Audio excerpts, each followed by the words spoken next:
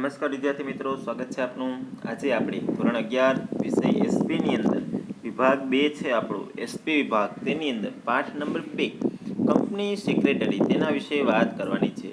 વિદ્યાર્થી મિત્રો, આની પહેલાના પાઠની અંદર આપણે સેક્રેટરી, તેનો અર્થ, તેના પ્રકારો, તેના વિશે માહિતી મેળવી. બીજા પાઠની અંદર હવે આપણે અભ્યાસ કરવાનો છે કંપની સેક્રેટરી વિશે. કંપની સેક્રેટરી છે તો એના ગુણો શું હોય, એની લાયકાતો, એની નિમણૂક કેમ થાય, તેના કાર્યો, એની ફરજો, તેની સત્તા, મર્યાદાઓ, જવાબદારીઓ અને તેનું મહત્ત્વ અને તેના હોદ્દાનો અંત કઈ રીતે આવે છે તેના વિશે માહિતી મેળવવાની છે. વિદ્યાર્થી મિત્રો, આપણે ખ્યાલ છે કે બદલાતી જતી સામાજિક વ્યવસ્થામાં વાણિજ્યના સ્વરૂપે પણ કરવટ બદલી છે. પહેલાં જે નાના નાના એકમો હતા હવે મોટી મોટી બહુરાષ્ટ્રીય કંપનીઓમાં પરિવર્તન થયા છે. એના કારણે સેક્રેટરી વર્તમાન કંપની ધારા મુજબ એક જરૂરિયાત છે. કંપની સેક્રેટરી કંપનીના માળખામાં એક વિશિષ્ટ સંચાલકીય અધિકારી છે, જેણે કંપની ધારાનું પાલન કરીને અસરકારક કાર્યદક્ષ વહીવટ કરવાનો હોય છે. નવા કંપની ધારા 2013 મુજબ સેક્રેટરીને ચાવીરૂપ સંચાલકીય વ્યક્તિ એટલે કે KMP, કી મેનેજરિયલ પર્સન, ચાવીરૂપ સંચાલકીય વ્યક્તિ, તેનો દરજ્જો આપવામાં આવ્યો છે. કંપની ધારામાં આવી ચાવીરૂપ સંચાલકીય વ્યક્તિમાં 5 વ્યક્તિનો સમાવેશ થાય છે. એક તો મેનેજિંગ ડિરેક્ટર અથવા મુખ્ય વહીવટી અધિકારી અથવા મેનેજર, પછી બીજું કંપની સેક્રેટરી, મુખ્ય નાણાકીય અધિકારી, પૂર્ણ સમયના સંચાલક અને કંપની ધારા મુજબ જે જાહેર કરવામાં આવે તે અધિકારી. આ બધાનો સમાવેશ KMPની અંદર થાય છે. એટલે KMP એટલે કી મેનેજરિયલ પર્સન. આપણે વાત કરવાની છે સેક્રેટરી વિશે. તો સેક્રેટરીના ગુણો શું હોય અને સેક્રેટરીની લાયકાત શું, કોઈ વ્યક્તિ ક્યારે સેક્રેટરી બની શકે, એની અંદર કેવા ગુણો હોવા જોઈએ, ઉપરાંત એ કઈ કઈ લાયકાત ધરાવતો હોવો જોઈએ તો એ સેક્રેટરી તરીકે કાર્ય કરી શકે, તો તેના વિશે ચર્ચા કરીએ. એક એક ગુણ છે વિદ્યાર્થી મિત્રો, એ આપણે શબ્દ સમજીએ તો ખબર પડી જાય કે તેની અંદર શું કહેવા માંગે છે. જો એવો કોઈ શબ્દ આવશે ડિટેલની અંદર સમજાવવાનો તે હું તમને ડિટેલમાં સમજાવી દઈશ. ઓકે, પહેલો જ ગુણ આવે છે ભાઈ સુંદર સ્વાસ્થ્ય. કોઈ પણ વ્યક્તિ હોય એને કામ કરવા માટે એનું શરીર કેવું હોવું જોઈએ, સ્વસ્થ હોવું જોઈએ. તો કંપની સેક્રેટરી છે એણે આવડી મોટી કંપનીનું સંચાલન કરવાનું હોય, તેનું સ્વાસ્થ્ય પણ કેવું હોવું જોઈએ, સુંદર હોવું જોઈએ, તો જ તે યોગ્ય કાર્ય કરી શકે. જો થોડીક વાર કામ કરીને થાકી જતો હોય, વારંવાર બીમાર રહેતો હોય, તો એ સેક્રેટરીનું કાર્ય શોભે નહીં. એ કેવો હોવો જોઈએ, સ્વસ્થ હોવો જોઈએ. પછી બીજું છે પ્રામાણિકતા. હવે સેક્રેટરી છે એની અંદર પ્રામાણિકતા ખૂબ જરૂરી છે. શા માટે? કારણ કે સેક્રેટરી પાસે કંપનીની એવી બધી બાબતો જાણતો હોય, જે રહસ્ય છે કંપનીના, એ પણ બધી કંપનીના જાણતો હોય છે. તો આ રહસ્યો છે તે કોઈ વ્યક્તિને કહેવા ન જોઈએ. તો એની અંદર એના માટે તેની પાસે પ્રામાણિકતાનો ગુણ હોવો જોઈએ. પ્રામાણિક હોય સેક્રેટરી તો તે પોતાની કંપની પ્રત્યે નિષ્ઠાપૂર્વક કાર્ય કરી શકે છે. ત્યારબાદ આકર્ષક વ્યક્તિત્વ. તો સેક્રેટરી છે એને ઘણા બધા પક્ષકારો સાથે કામ કરવાનું હોય, એને શેર હોલ્ડરોને મળવાનું હોય, ડિબેન્ચર હોલ્ડર હોય, સંચાલક મંડળ, સરકારના અધિકારીઓ, સામાન્ય જનતા, આ બધાને સાથે રહીને કામગીરી કરવાની હોય. ઉપરાંત સરકારી વિભાગો હોય, બેન્કો હોય, નિષ્ણાંત વ્યક્તિ હોય, એની સાથે કામ કરવાનું હોય. તેનું વ્યક્તિત્વ કેવું હોવું જોઈએ? તો કે સામેવાળા વ્યક્તિને પ્રભાવિત કરવું એવું વ્યક્તિત્વ, એટલે કે આકર્ષક વ્યક્તિત્વ એનું હોવું જોઈએ. ત્યારબાદ એની બુદ્ધિ પ્રતિત્વ કેવી રીતે? તો કે તેજસ્વી બુદ્ધિ પ્રતિત્વ. એટલે કે તેજસ્વી બુદ્ધિ પ્રતિભા એટલે શું થાય? તો કે સેક્રેટરી રોજબરોજના વહીવટી કાર્ય કરવાના હોય છે, પરંતુ રોજબરોજના સફળ વહીવટ એના કાર્ય કરવા માટે સેક્રેટરીએ ધંધાકીય, આર્થિક, ધારાકીય અને નીતિ વિષયક ફરજ બજાવવાની હોય છે.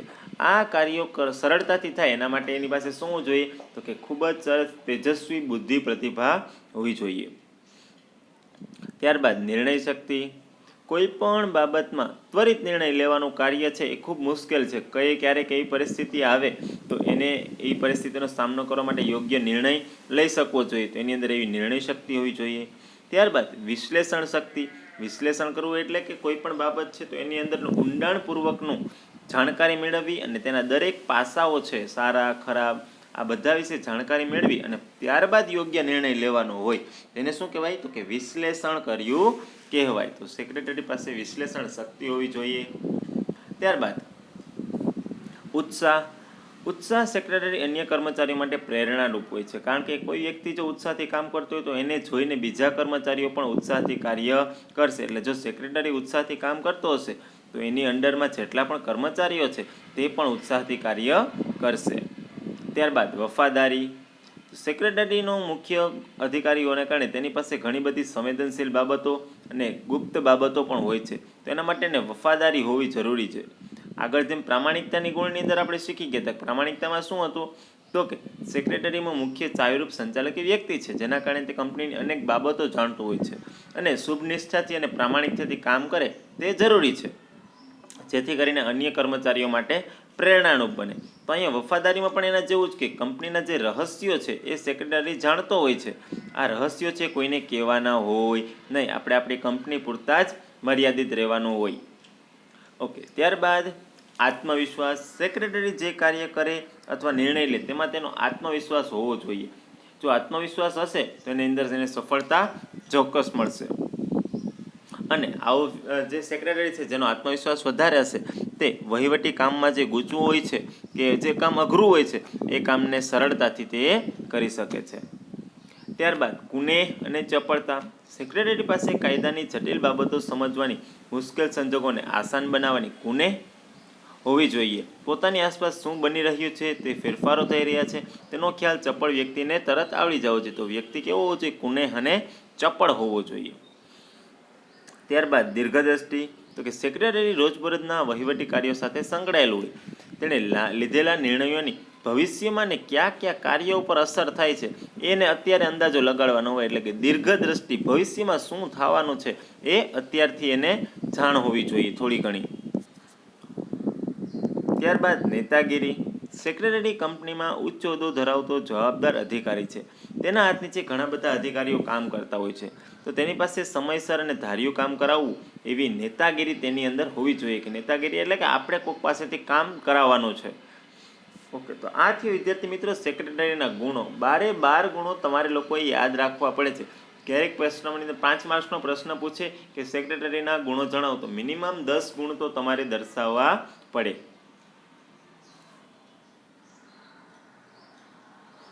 ઓકે, ત્યારબાદ આવે છે સેક્રેટરીની લાયકાતો. ઓકે, સેક્રેટરીની લાયકાત. તો કે સેક્રેટરીની લાયકાતો છે એના માટે પહેલો પોઈન્ટ આપ્યો તો કે શૈક્ષણિક લાયકાત. તો કે કેટલું ભણેલો હોવો જોઈએ? તો કે સેક્રેટરી પાસે institute of company secretary of ઇન્ડિયાનું પ્રમાણપત્ર હોવું જોઈએ. બીજી રીતે જોઈએ તો કે કંપની ધારાની જોગવાઈ મુજબ તે સેક્રેટરી હોવો જોઈએ. જો વ્યક્તિ છે સેક્રેટરી બનવા ઈચ્છતો હોય તો ધોરણ 12 કોમર્સ કરી અને ત્યારબાદ તે CS નો કોર્સ કરી શકે છે. એટલે કે ત્યારબાદ તે સેક્રેટરી બની શકે. ત્યારબાદ હિસાબી વ્યવસ્થાનું જ્ઞાન.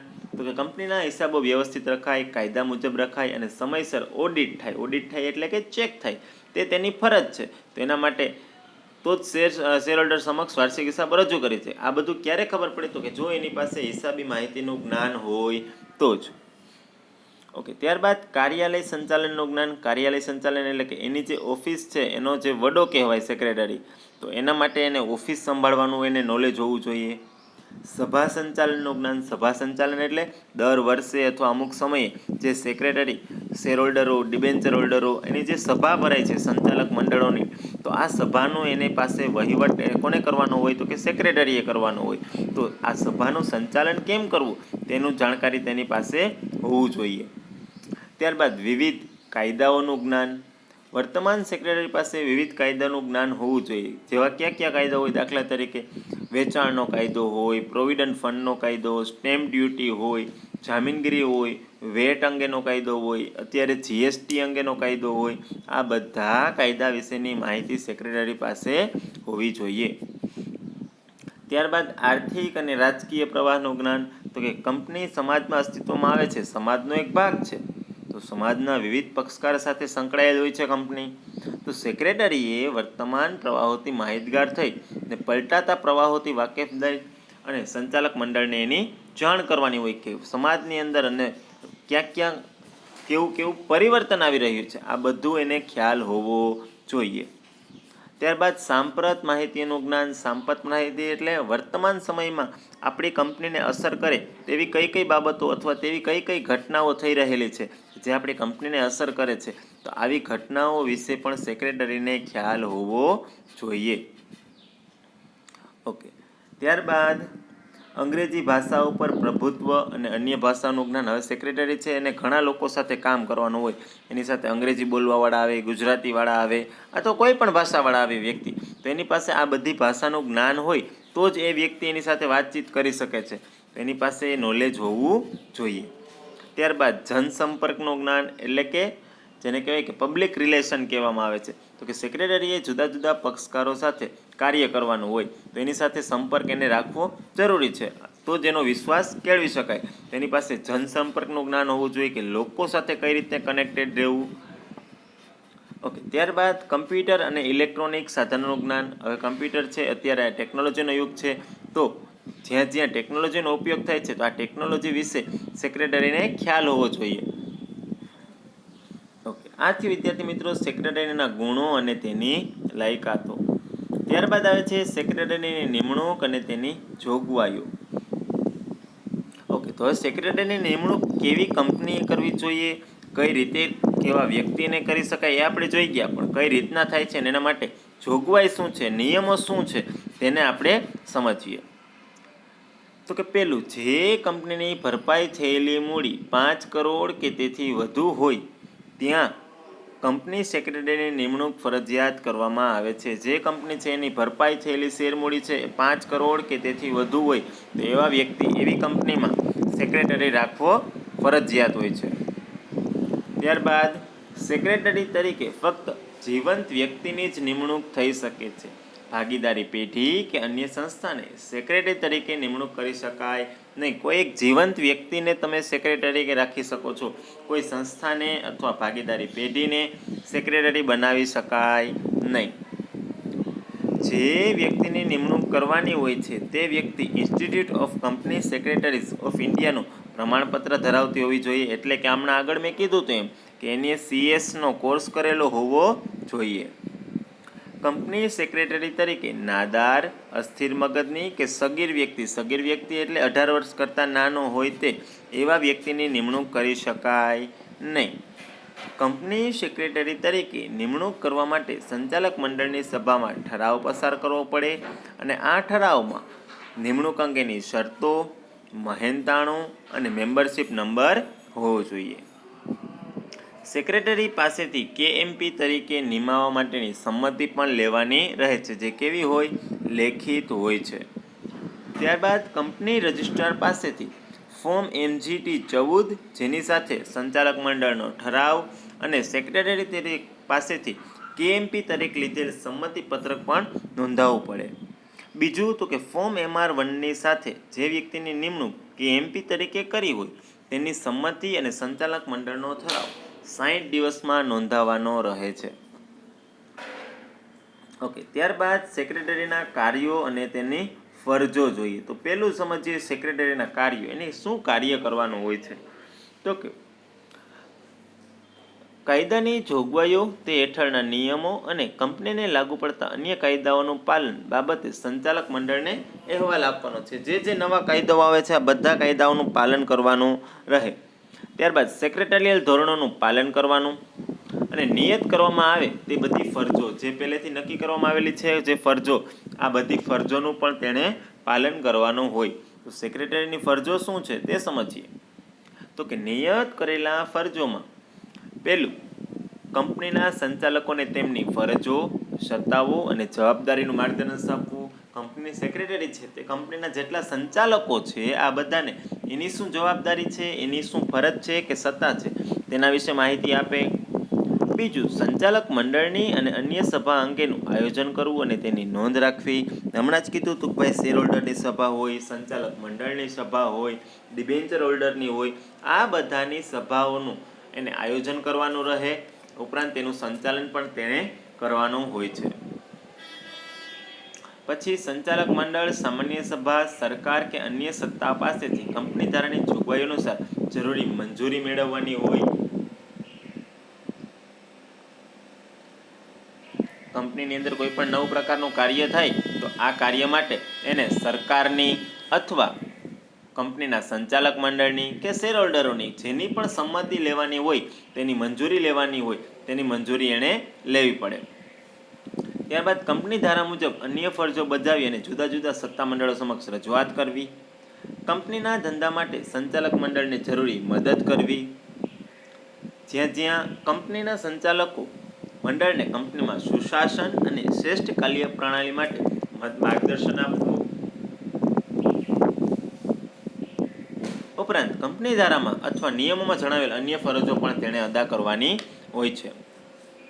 ઓકે, ત્યારબાદ વિદ્યાર્થી મિત્રો આવે છે સેક્રેટરીની સત્તાઓ, મર્યાદાઓ અને જવાબદારી. તો આપણે પહેલાં એની સત્તાઓ સમજીએ. તો કે એની પહેલી સત્તા, એની ઓથોરિટી શું આવે છે એ સમજીએ. તો કે કંપની રજિસ્ટ્રાર સમક્ષ સ્થાપનાનું પ્રમાણપત્ર અને ધંધો શરૂ કરવાનું પ્રમાણપત્ર મેળવવા માટે નક્કી કરેલા દસ્તાવેજોની નોંધણી કરાવવાની રહે. જે કંપની રજિસ્ટ્રાર હોય છે એની પાસેથી આપણે ધંધો શરૂ કરવાનું અને સ્થાપનાનું પ્રમાણપત્ર મેળવવું છે, તેના માટે જે જે ડોક્યુમેન્ટ જોઈએ છે આ બધાની નોંધણી કરાવવાની સત્તા કેની પાસે છે? સેક્રેટરી પાસે હોય છે. સેક્રેટરી ઓફિસ વ્યવસ્થાના વડા હોવાના નાતે જુદા જુદા ખાતાઓ ઉપર દેખરેખ અને અંકુશ રાખવાની સત્તા પણ ધરાવે છે. એની અંદરમાં જેટલા પણ ખાતાઓ આવતા હોય, કંપનીના અલગ અલગ ડિપાર્ટમેન્ટ આવતા હોય, આ ડિપાર્ટમેન્ટની જે જવાબદારી છે એના ઉપર અંકુશ રાખવાની જવાબદારી એ કોની આવે? સેક્રેટરીની આવે. સેક્રેટરીને શેર વહેંચણી પત્રક, શેર હપ્તા, શેર જપ્તી, શેરની ફેરબદલી વગેરે પત્રો ઉપર કંપની વતી સહી કરવાની સત્તા પણ છે. કંપની વતી વિવિધ પક્ષકારો સાથે સેક્રેટરીને પત્ર વ્યવહાર કરવાની પણ સત્તા છે. જેટલા પણ પક્ષકારો કંપની સાથે જોડાયેલા છે તે બધા સાથે પત્ર વ્યવહાર કરવાની સત્તા પણ કોની પાસે છે? સેક્રેટરી પાસે છે. ઓકે, ત્યારબાદ સેક્રેટરીને કંપની વતી એજન્ટ તરીકે કાર્ય કરવાની સત્તા છે. સંચાલક મંડળ પાસેથી મળેલી માહિતીના આધારે સેક્રેટરી કંપની વતી કોઈ કાર્ય કરે તો તે માટે કંપનીને જવાબદાર ઠેરવી શકે છે. ઉપરાંત સંચાલક મંડળે સોંપેલ કાર્યો કરવાની પણ એની પાસે સત્તાઓ છે. કંપનીનો જે સંચાલક મંડળ છે એને જે કાર્યો સોંપે છે આ દરેક કાર્યો તેણે કરવાના રહે છે. ઓકે, ત્યારબાદ આવે છે સેક્રેટરીની સત્તાની મર્યાદાઓ. જો સંચાલક મંડળ સત્તા ના આપી હોય તો તે પોતાની ઈચ્છા મુજબ સભા બોલાવી શકતો નથી. જો સંચાલક મંડળ ના પાડે કોઈ સભા બોલાવવાની તો સેક્રેટરી તે સભા બોલાવી શકે નહીં. સેક્રેટરી કંપનીના કાર્ય માટે કંપની વતી ઉછીના નાણાં લઈ શકે નહીં. કંપનીનું નામ દઈ અને ઉછીના પૈસા લઈ શકાતા નથી. કરાર કરવાની પ્રક્રિયામાં મદદ કરે છે, પરંતુ તે કંપની વતી સત્તા વગર કરાર કરી શકતો નથી. એની પાસે સત્તા હોય, એને પાવર આપવામાં આવેલો હોય તો જ તે કોન્ટ્રાક્ટ અથવા કે કરાર કરી શકે છે. નીતિ વિષયે કોઈ નિર્ણય સેક્રેટરી લઈ શકતો નથી. જે કંપનીની નીતિઓ છે એના વિરુદ્ધ અથવા એને લગતા કોઈ પણ નિર્ણયો હોય એ સેક્રેટરી લઈ શકે નહીં. એના માટે કોણ જવાબદારી? તો કે કંપનીના માલિકો છે તે જ આવા નિર્ણયો લઈ શકે છે. સંચાલકોએ આપેલી સત્તા સિવાય કરાર કરે તો તે કંપનીને બંધન કરતા નથી. સેક્રેટરી જાહેર જનતાને સત્તા વગર શેર પણ આપી શકે નહીં. ઓકે, ત્યારબાદ વિદ્યાર્થી મિત્રો નેક્સ્ટ પોઈન્ટ આવે છે સેક્રેટરીની જવાબદારીઓ. હવે સેક્રેટરીની જવાબદારી કઈ કઈ છે તે સમજીએ. સેક્રેટરી કંપની ધારાઓનું ઉલ્લંઘન કરે અને કાયદા મુજબના કાર્ય ન કરે તો તેની જવાબદારી ઊભી થાય. જો એ કાયદાની વિરુદ્ધ કોઈ પણ કાર્ય કરે તો એની જવાબદારી ઊભી થાય. તો કંપની રજિસ્ટ્રાર પાસે સમયસર દસ્તાવેજો ન મોકલે તો એની જવાબદારી આવે છે. જેની જવાબદારી છે એને પૂરી કરવી પડે, એને સમયસર દસ્તાવેજો મોકલવા પડે છે. સત્તાનો દુરુપયોગ કરે, ગુપ્ત કમિશન મેળવે તો તેને દંડ અને સજા અથવા બંને પ્રકારની સજા થઈ શકે છે. કાંઈ એને દંડ ભરવો પડે અથવા એને બીજી કોઈ કાયદાકીય સજા થાય અથવા બંને લાગુ પડે. જો સેક્રેટરી સત્તા બહારના કાર્ય કરે, કંપની સાથે દગો કરે કે છેતરપિંડી કે વિશ્વાસઘાત કરે ત્યારે પણ તેની જવાબદારી આવે છે. સેક્રેટરી તેના કાર્યમાં અક્ષમ્ય બેદરકારી દાખવે અને તેના કારણે જો કંપનીને નુકસાન થાય તો તે ભરપાઈ કરવાની જવાબદારી કોની આવે? સેક્રેટરીની આવે. એના કારણે જે પણ નુકસાન થયું છે એ બધું ભરપાઈ કરવાની જવાબદારી સેક્રેટરીની હોય. સભા પૂરી થયા બાદ સેક્રેટરી જરૂરી નોંધ ન રાખે, એટલે કે સભા નોંધ ન રાખે, ત્યારે જે જવાબદારી ગણાય છે, સભાની અંદર જે બાબતો વિશે વિચારણાઓ થાય છે આ બધાની તેણે નોંધ રાખવાની હોય. નિયત સમય મર્યાદામાં કંપની ધારાની જોગવાઈ અનુસાર વાર્ષિક હિસાબો કંપનીની સામાન્ય સભામાં રજૂ ન કરે તો તે જવાબદાર ગણાય છે. દર વર્ષે જે કંપનીના વાર્ષિક હિસાબો થાય છે આને કંપનીની સામાન્ય સભાની અંદર સેક્રેટરીએ રજૂ કરવાના હોય છે. જો સેક્રેટરી દસ્તાવેજોમાં બિનઅધિકૃત ફેરફાર કરે તો પણ તે જવાબદારી ઠરે છે. જેને અધિકાર જ નથી આપવામાં આવ્યો કોઈ પણ પ્રકારનો ફેરફાર કરવાનો, છતાં પણ તે આવા કોઈ ફેરફાર કરે દસ્તાવેજોમાં તો એની જવાબદારી ઊભી થાય છે. ત્યારબાદ આવે છે સેક્રેટરીના હોદ્દાનો અંત. હવે સેક્રેટરીના હોદ્દો અંત ક્યારે થાય, ક્યારે સેક્રેટરી તરીકે વ્યક્તિ ન ગણાય? તો કે પહેલું, એક તો એનું અવસાન થાય ત્યારે, વ્યક્તિ મૃત્યુ પામી જાય તો હવે એ સેક્રેટરી તરીકે રહી શકે નહીં.